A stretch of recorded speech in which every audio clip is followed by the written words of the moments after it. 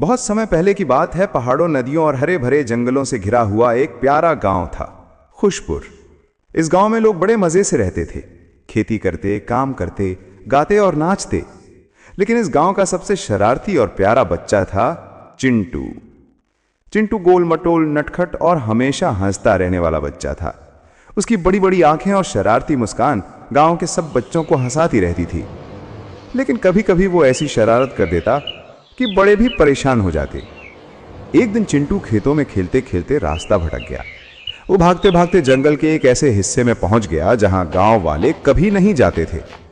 जंगल में चलते चलते चिंटू ने अचानक देखा एक चमचमाती गुफा से सुनहरी रोशनी निकल रही थी। उत्सुकता तो चिंटू में कूट कूट कर भरी थी, इसलिए वो गुफा के अंदर चला गया। अंदर जाते ही उसने देखा एक जादुई गेंद हवा में तैर रही थी। गेंद चमक रही थी और उसमें से आवाज आई, स्वागत है चिंटू, मैं हूं जादुई दोस्त।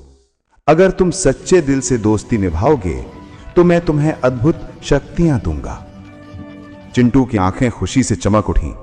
उसने कहा, वाह, अब मैं सुपर हीरो बनूंगा और सबकी मदद करूंगा। गेंद ने मुस्कुराते हुए कहा, लेकिन याद रखना, मेरी शक्ति सिर्फ नेकी और दोस्ती के लिए है। अगर तुम इसे गलत काम में इस्तेमाल करोगे तो मैं हमेशा के लिए गायब हो जाऊंगा।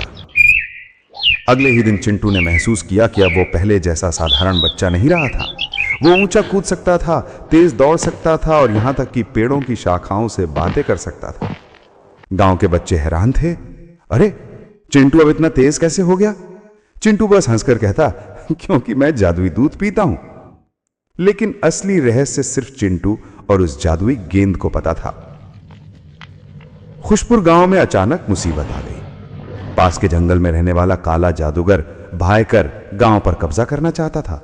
उसने अपने जादू से भयानक राक्षस बुलाए और गांव वालों को डराना शुरू कर दिया। गांव वाले डर के मारे घरों में छिप गए, बच्चे रोने लगे। लेकिन चिंटू ने तय किया, अब मेरी बारी है, मैं अपने गांव को बचाऊंगा। चिंटू अकेला जादूगर का सामना नहीं कर सकता था। तभी जादुई गेंद ने उसे याद दिलाया, चिंटू, असली शक्ति मिलकर चलने में है, अपने दोस्तों को साथ लो।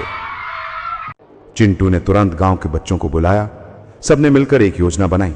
किसी ने ढोल बजाया ताकि राक्षस डरें, किसी ने जाल बनाया और किसी ने आग जलाकर रास्ता रोका। चिंटू ने अपनी जादुई शक्तियों से सबका हौसला बढ़ाया।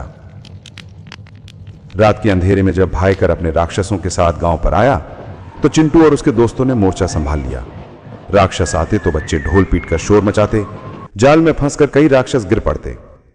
चिंटू बिजली जैसी फुर्ती से इधर उधर भागकर जादुई गेंद की शक्ति से राक्षसों को बेहोश करता। आखिरकार चिंटू सीधे भाईकर के सामने जा खड़ा हुआ। भाईकर बोला, नन्हे बच्चे, तू मुझे हरा नहीं सकता। चिंटू बोला, सच्चाई और दोस्ती की ताकत सबसे बड़ी है।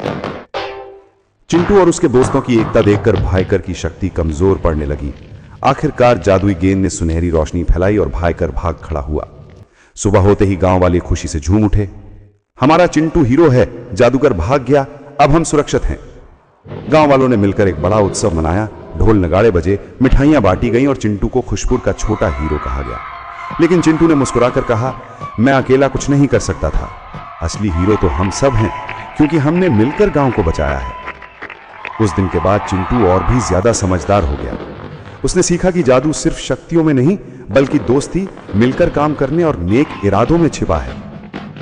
गांव के बच्चे चिंटू को अपना रोल मॉडल मानने लगे और जादुई गेंद, वो अब भी चिंटू के साथ थी, लेकिन केवल तब प्रकट होती जब किसी को सचमुच मदद की जरूरत होती। मैसेज यानी संदेश। ये कहानी हमें सिखाती है कि दोस्ती और एकता सबसे बड़ी ताकत है। अगर हम सब मिलकर अच्छे काम करें तो कोई भी मुश्किल बड़ी नहीं होती और असली जादू हमारे दिलों और कर्मों में छिपा होता है।